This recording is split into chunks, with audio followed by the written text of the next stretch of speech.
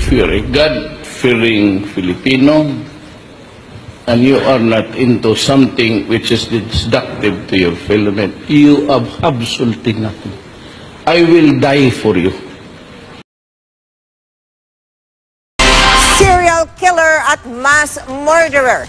Ilan lang yan sa mga bansag ni Senadora Laila de Lima kay Pangulong Duterte. Ang gate ng Senadora, dapat mapanagot ang Pangulo sa mga ibinunyag ng retiradong pulis na si Arturo Las Cañas kaugnay sa Umunoy Davao Death Squad. Tinawag namang colorful language ng palasyo ang mga pananalita ng Senadora. Nakatutok si Graham Sanchez.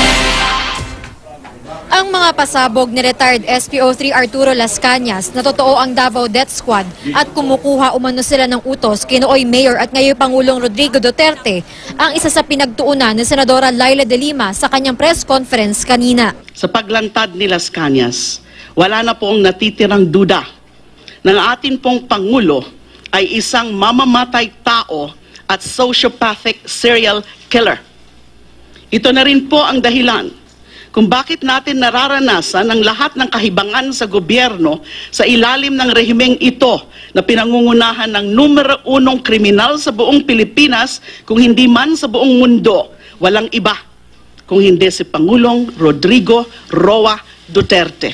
Dapat daw mapanagot ang Pangulo. Itong revelation na ito, na siya pala ay isang psychopathic serial killer, mass murderer. Covered kaya po ito ng presidential immunity? I don't think so. This can certainly be a basis for impeachment. High crimes. Kaya't may panawagan siya sa mga miyembro ng gabinete. Maaari niyong isalba ang bansang ito mula sa isang kriminal na Pangulo sa pamamagitan ng pagdeklara na dahil sa kanyang kriminal na pag-iisip ay wala siyang kakayahan na gampanan ang mga katungkulan ng isang Pangulo. Pati sa taong bayan, may mensahe siya. Nananawagan po ako ngayon sa lahat ng ating mga kababayan na hindi pa kumikilos upang panagutin ang mamamatay tao na Pangulo ng bansa.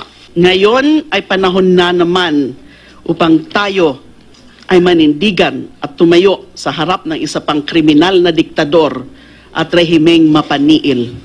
Sabi rin ni De Lima, sa ilalim ng gobyernong Duterte, tila nabaliktad na raw ang mundo. Ito'y matapos siyang sambahan ng Justice Department na mga kaso kaugnay sa umunoy bilibid drug trade, habang ang mga tulad daw ni Janet Lim Napoles na umunoy utak ng pork barrel scam, tinutulungan pa raw ng gobyerno. Huwag na tayong magtanong kung bakit sa panahon ni Duterte naglabasan at namayagpag ang lahat ng mga kriminal, korap, halang, bituka at maiitim ang kaluluwa. May reunion ng mga kriminal sa gobyernong ito dahil ang pinakakriminal sa kanila ngayon ang Pangulo ng bansa. Parang sa pelikula lang yan ni Batman, kung saan pinatawag ni Joker lahat ng masasamang loob sa Gotham City upang maghasik ng kadiliman. Ang Malacanang tila hindi natinag at matipid ang sagot sa mga sinabi ni De Lima. Those is colorful language. Kaugnay sa pagsabi ni De Lima na hindi mentally fit ang Pangulo para mamuno, ang tanging sagot ng palasyo, Seriously? wala rin daw silang nakikitang masama sa panawagan sa taong bayan ni De Lima. If it's inciting to rise up in arms against the government, then I guess that's the one that should be of concern. But otherwise, if it's just a call to everyone to gather together, to express their sentiment and so forth and so on, that's actually freedom of expression. Ang mga alegasyon ni Las Cañas ayaw din patulan ng palasyo. Sabay hamon. If there's anything of true value to it, then let me put through the proper channels and through the proper courts. Ang mga abogado ni De Lima sa kanyang mga kaso na sina Attorney Alex Padilla at Attorney Jose Manuel Jocno, miyembro rin ng Flag of Free Legal Assistance Group na siyang tumutulong ngayon kay Las Cañas. Sabi ni De Lima, hindi raw ito sinadya. Nagkataon lang po na because they are part of the Flag and they're the ones apparently na nag-handle ngayon kay SPO3 Las Cañas. Jam si Sante, nakatutok, 24 oras. Sa kaugnay na balita, obligado raw si Senate Public Order Committee Chairman Senador Ping Lacson na maling balikan ang investigasyon kaugnay ng umano'y Davao Death Squad. Dahil yan sa pagbaliktad ng testimonya ng retiradong pulis na si Arturo Las Cañas. Ang hamon naman ni Senador Richard Gordon kay Las Cañas, dalhin sa korte ang kanyang mga panatang. Nakatutok si Mark Salazar. Nitong nakaraang Disyembre, tinuldukan ni Justice Committee Chairman Richard Gordon ang pagdinig tungkol sa umano'y extrajudicial at drug-related killing sa bansa. Kasama sa findings, hindi raw napatunayang totoo ang Davao Death Squad. Totoo po ang existence ng Davao Death Squad or DDS.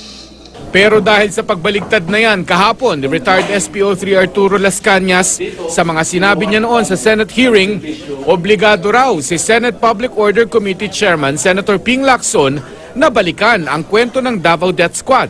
Kasi nga, kasamahan din natin yung nagpupush, Senator Risa, Senator De Lima, Senator Trillanes, at karamihan ng yung kasamahan nila, gusto talaga marinig yung pahayag ni Las Cañas. So, ako naman, dahil na-repair sa committee ko, kailangan gawin ko rin yung aking trabaho. Bubusina daw si Lacson kay Gordon at lilinawing hindi ito pagbubukas ng isinara na ng Justice Committee. Hindi na rin daw pababalikin sa Senado si Edgar Matubato. Hanap tayo kung sino yung mga other resource persons para ma-check.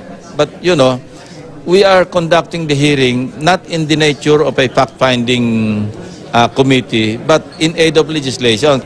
May babala si Lacson kay Las Cañas sa kanyang pagpapalit ng kwento.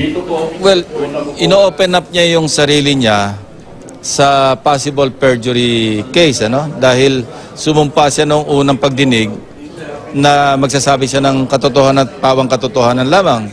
Siguradong pasusumpahin uli namin siya ngayon na magsabi ng katotohanan at pawang katotohanan lamang. Yung credibility niya, di ba? Magsasuffer definitely kasi alin ba ang talagang totoo? Kung magkabaligtad yung sinasabi niya, pwede siya ring ma-open sa contempt citation ng committee kasi nga ang pagsisinungaling. Isa si Senator Grace Poe sa hindi pumirma sa committee report ni Gordon. Hindi raw dahil sa naniniwala siyang may Davao Death Squad, kundi nakukulangan siya sa naging investigasyon.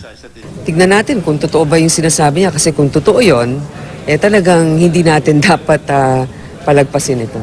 Sa kabila ng pagbabago ng pahayag ni SPO3 Las Cañas, naniniwala ang ilang kongresista sa kanya. All people are at a certain point in time would be repentant sinners.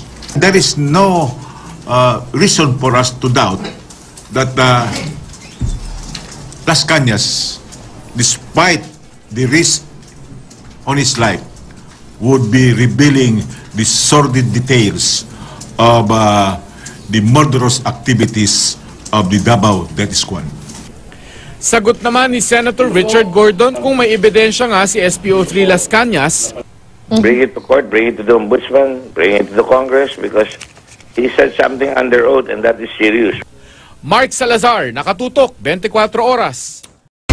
Balak ng Department of Justice na sampahan ang kasong murder at perjury, pagpatay at pagsisinungaling yung retiradong pulis na si Arturo Las Cañas. Kasunod yan ng pagbaliktad niya sa nauna niyang salaysay kaugnay sa manoy Davao Death Squad at sa naging pag-amin niya na sangkot siya sa mga pagpatay ng naturang grupo. Ayon kay Justice Secretary Vitaliano Aguirre II, nilabag ni Las Cañas ang kanyang sinumpahang salaysay noon sa Senado. Doon ay itinanggi niyang may DDS. Kinwestiyon din ng kalihim ang mga isiniwalat ni Las Cañas na posible raw taktika lamang para ilihis ang pansin mula sa mga kasong kinakasangkutan ni Senadora Laila de Lima tungkol sa kalakaran ng droga sa Bilibid. Wala pang pahayag ang kampo ni Las Cañas kaugnay nito. Hindi raw magsosorry si Communications Secretary Martin Andanar sa mga media sa Senado. Yan ay sa sinabi niyang may ipinamigay daw na pera, dolyar pa man din, sa mga nag-cover ng pulong balitaan ng retiradong pulis na si Arturo Las Cañas kahapon. Sa gitna naman ng press briefing sa Malacanang kanina, may nakasagutang reporter si Andanar. Panuorin natin ang pagtuto ni Joseph Moro.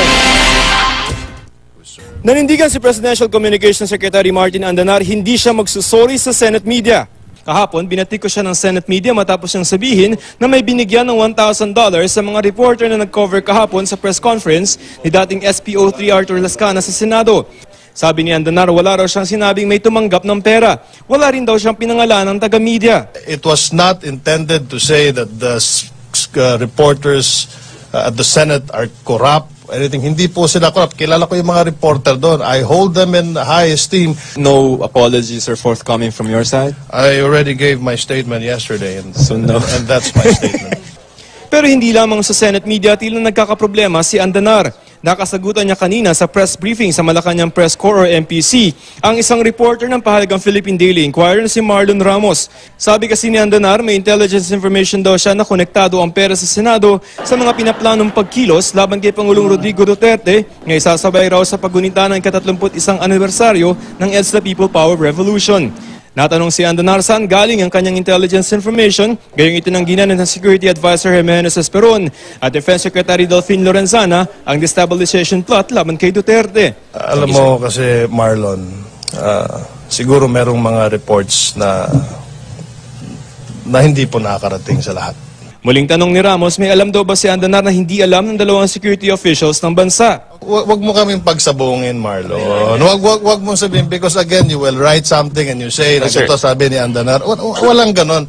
Basta kami, meron kami sa cabinet, meron kaming information na natatanggap na sinasabi din namin because we're open, we're very transparent.